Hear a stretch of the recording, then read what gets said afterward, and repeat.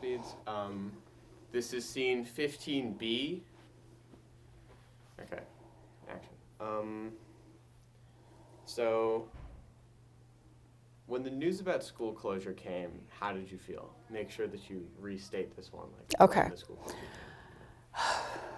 When the news of the school closure came, I was actually at home, having been at the Charter Commission meeting for the whole afternoon and heard the, not stuff about HCA, but more the sort of plodding through their agenda, and then they finally took this up.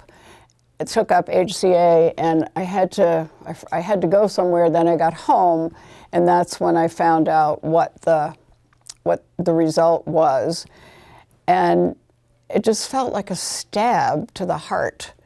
And it's not that we were. I mean, we kept telling ourselves this could happen. They could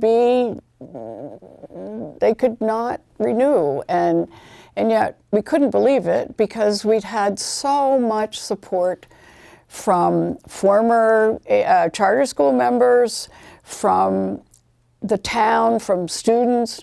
I mean, townspeople, stakeholders, that kind of thing, and not just Harpswell, but of course other places. The person who had been the executive director of the Charter Commission, Bob Couts, who had been a bit of a nemesis for me when I was chair, because he'd often call me up and say, we're going to have a meeting about HCA and blah, blah, blah. So I always felt like he was just waiting for something to happen so that he could berate us, because he had that kind of berating voice. But he ended up being, he said, I'm breaking my own rule. I'm coming here and supporting this school, this application. He did it twice. Because I have seen this school in action. I have seen what it does. I've seen the students be really engaged and active. It's living up to its vision and mission. We've worked with them closely. They've done all this good stuff. And just to have it, I mean, another former Charter Commission member gave us $5,000 at least. It could have been $10,000 that she gave us from the spring into the summer. I mean, she just really believed in this school. A bunch of other Charter Commission members, but the Charter Commission membership changed. And to a large extent, I think that's the real problem, that it was people who were appointed to that board. It's not any kind of elected thing or anything. They're appointed, and they were much more data people. You know, we want to see the scores, we want to see this, we don't trust what you're saying.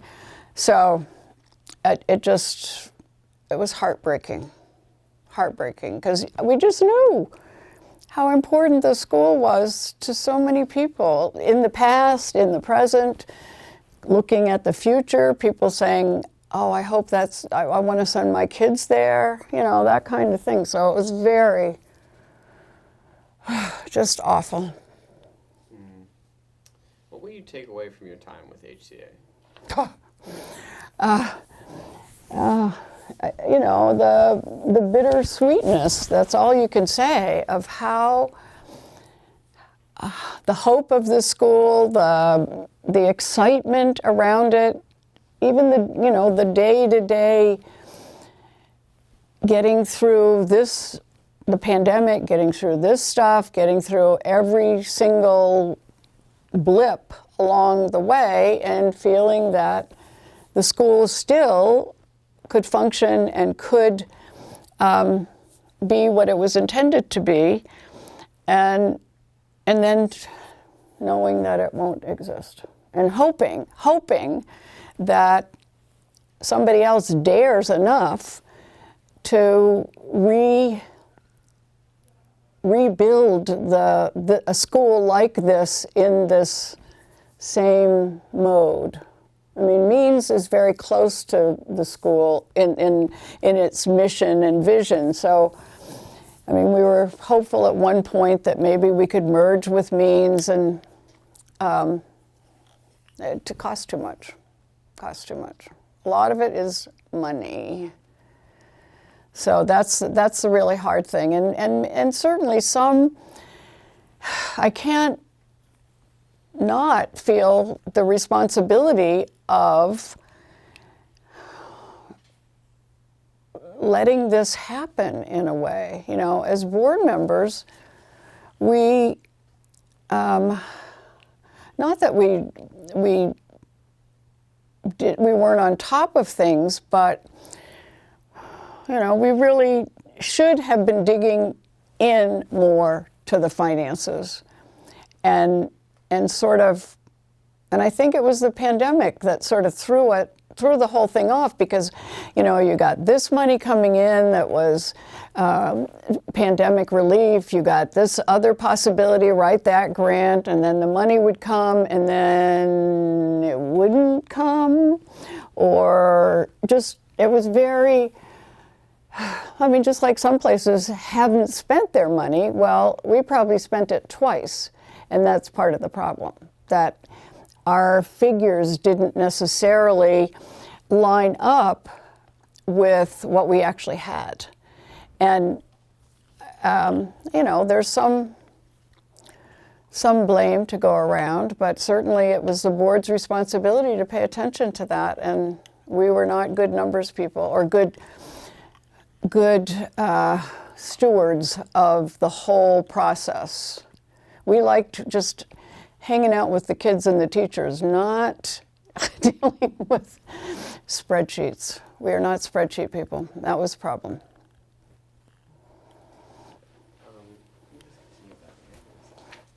Yeah, go for it. Also want more water.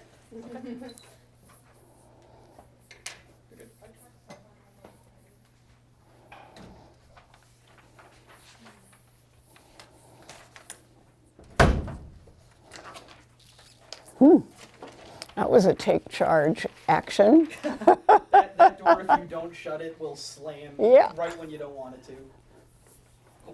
I'm going to backtrack a little bit. Okay, I ended up skipping sure. a few questions by accident. You were talking about you being like, you visiting the school and you seeing like people in classes and them describing it, and also being such like a big part of the school in general. Yeah. Can you point out some of the schools and like the board's strengths and weaknesses? Well, sure. One of the, again, a lot of times, that's why I say bittersweet, a lot of times the strengths were also the weaknesses. The fact that, and I keep talking about John, and you probably don't, do you know him? We interviewed him. Oh, good. So you saw the charisma and saw the just passion and energy, and he just was, he really could pull people along. He just really is brilliant. But the reason he left, and he's very smart about this, he said the person who starts something is not necessarily the guy to stay around, the implementer, the person who keeps it going, who can maintain.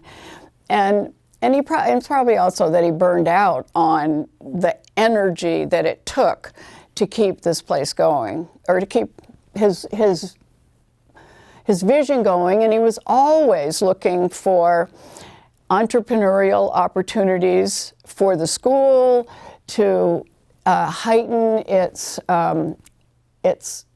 presence and meaningfulness, and sometimes that pulled people really away from the central work of the school. So there was that. That's kind of the double-edged sword. And when Carrie came and took over, she had always been here, but took over for him, there was this kind of sigh of relief that that she was just a calming influence. She could keep things going and be the implementer. And so there were always these bumps like, oh, we didn't look into, or we hired somebody for a special ed position who wasn't certified. And that created some problems. And it was, there was this promise of, oh yeah, I'm working on it. And so anyway, that created some problems with the Charter Commission and because special ed is federal and all of their regulations. So, and that was, I think that was sort of a weakness or a real harm in that the head of school and the board, along with him, although we weren't involved in hiring or anything, just sort of said, well, we're a charter school. We can do this, and not necessarily checking and being sure. So we were always, Charter Commission people, they loved the school. They loved seeing what was happening. But the paperwork, the testing, the data stuff often told a different story than what they thought they should see. If this school is so great and the students are so engaged, shouldn't there be more growth in? Well, and we'd say, well, but this is a population of students that we're just thrilled they're here, because these are kids who might not have even been in school or been so disaffected that they didn't come.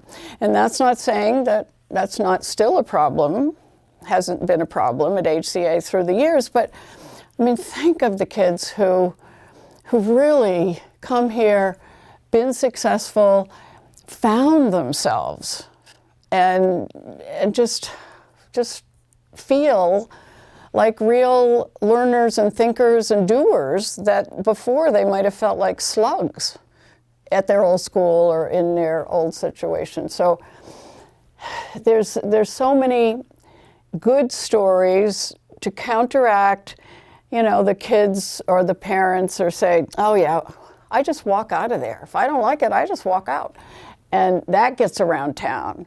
And then people say, well, there's no discipline there. There's, nobody holds them accountable. So there was enough kind of looseness that we didn't, board members, whatever, didn't dislike, but we didn't, when it came back to us, we were not happy. And wanted to put a little bit more constrained, and the teachers and leaders were constantly wrestling with what that meant. How do you give people the free rein to learn the way they need to discover things on their own, at the same time make it orderly enough and safe enough for all the other students here. So, am I answering the question? I think so. Yeah. Oh, okay, good. 13 I on top of I can get really choked up about this school, as probably everybody here can, because it just, one board member, are you interviewing Kathy, or have you? I don't think anybody's reached out, but we would be more than happy to. Cause Kathy,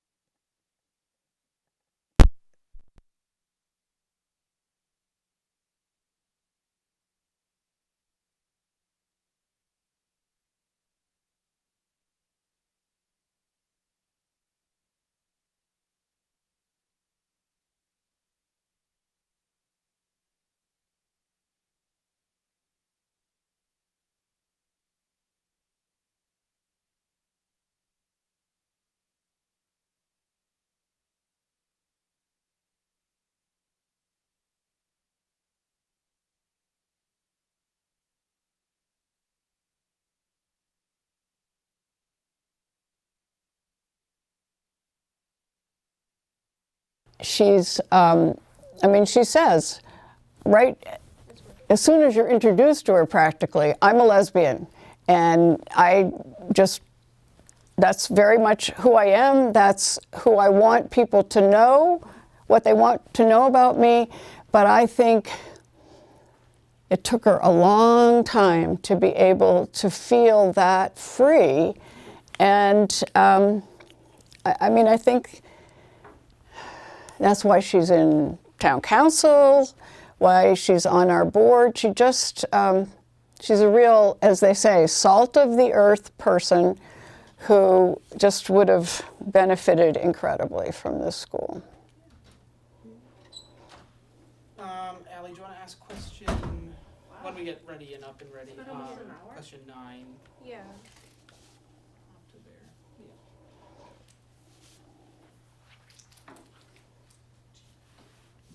Are we ready? I think so. Are you settled? Can you just speak again for a little bit? Oh, just say something so you can see if I'm on there. It's working. Okay.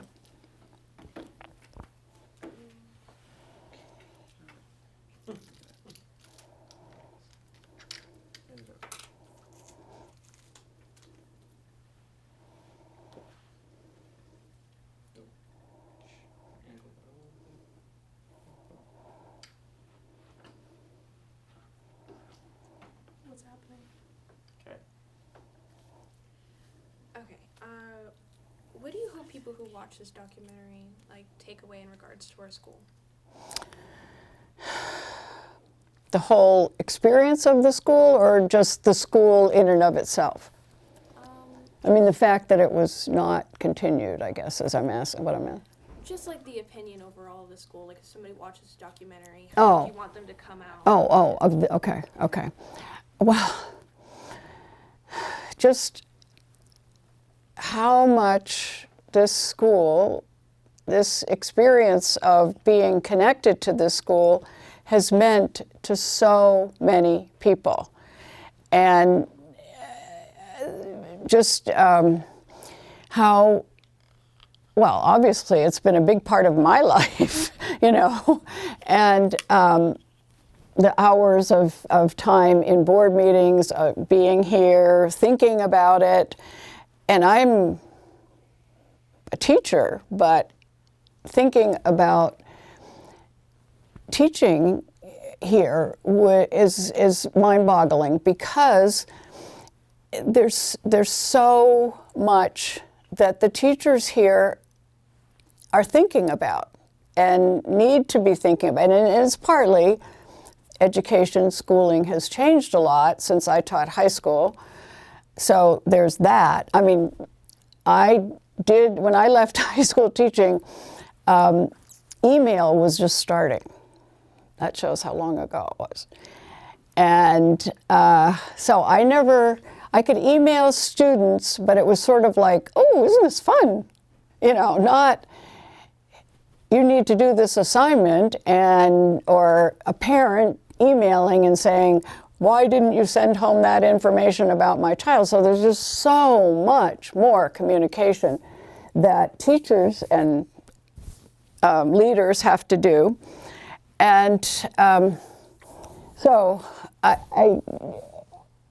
just feel that they really, people who work here are heroic. I've always resisted the notion of the teacher as hero, the idea that, and I don't know if you ever experienced this, but I certainly did teaching high school, that it was so easy to just be in your little classroom and think, I'm the only one in this school doing anything. I'm the only one teaching them blah, blah, blah.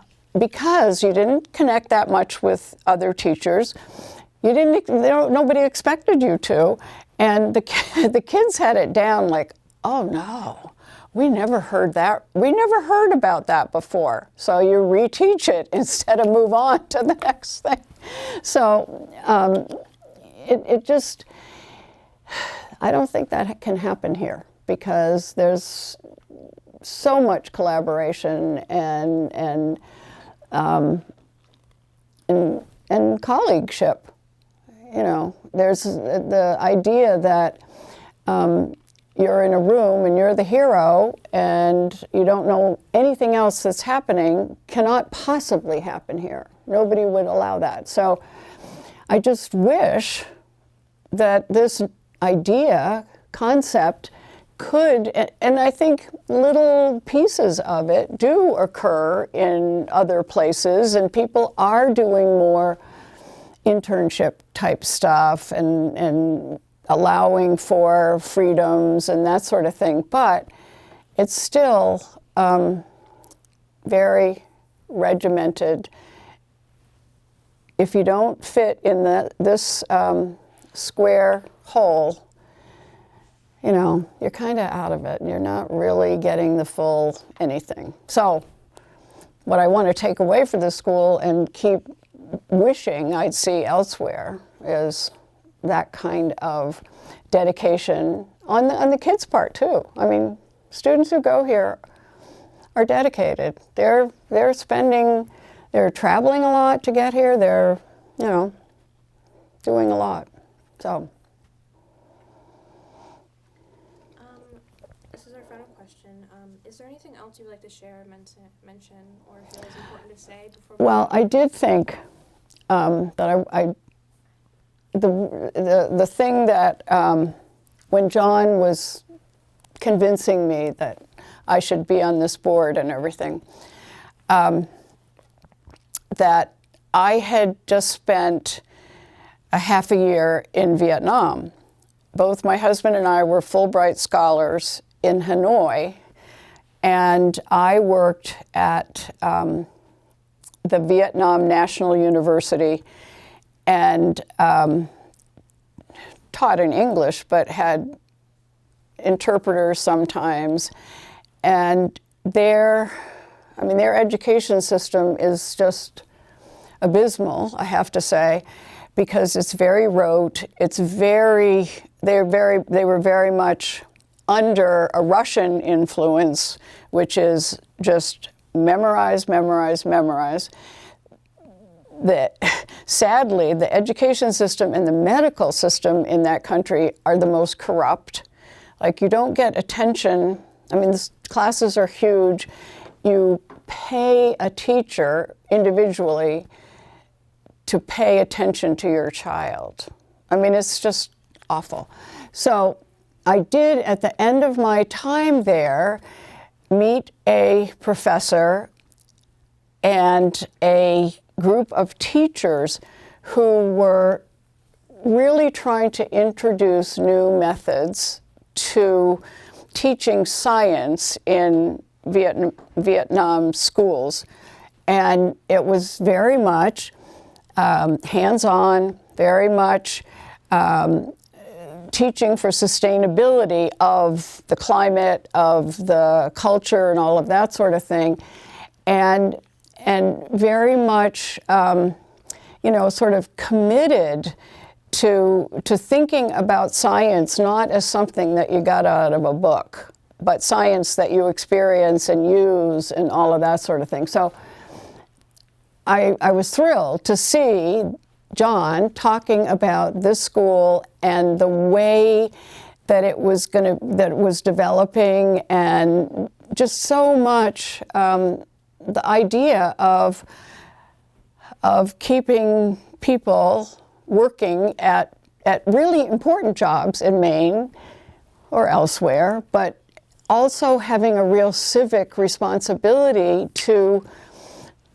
where they lived, and whether it's participating in government or participating in other civic things. So that's partly, I think, why it was so attractive to me.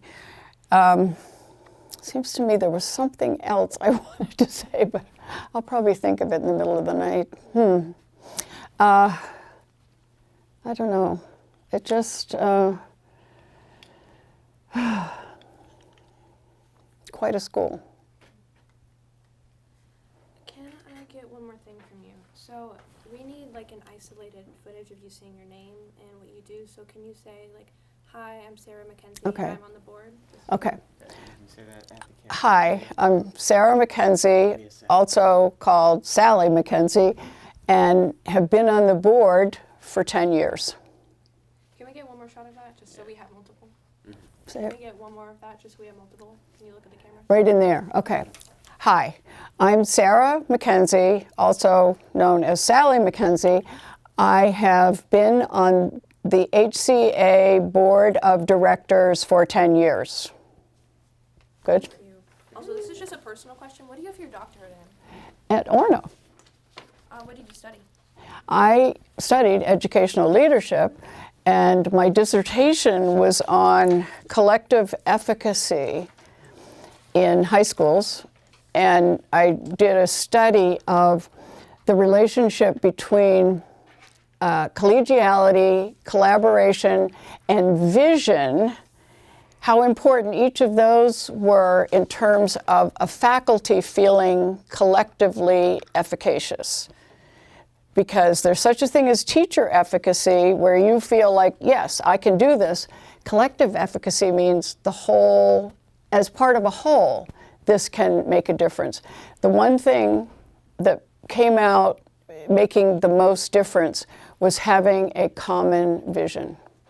Didn't matter how much collegiality there was. I mean, it does matter, but still, having a collective vision. Yeah, you'd like this. So are you interested in education or just? I'm more interested in world politics Oh, and that kind of stuff. yeah. I like people who talk about their doctorates. I don't Oh. Because I do want to get a doctorate, and it's just like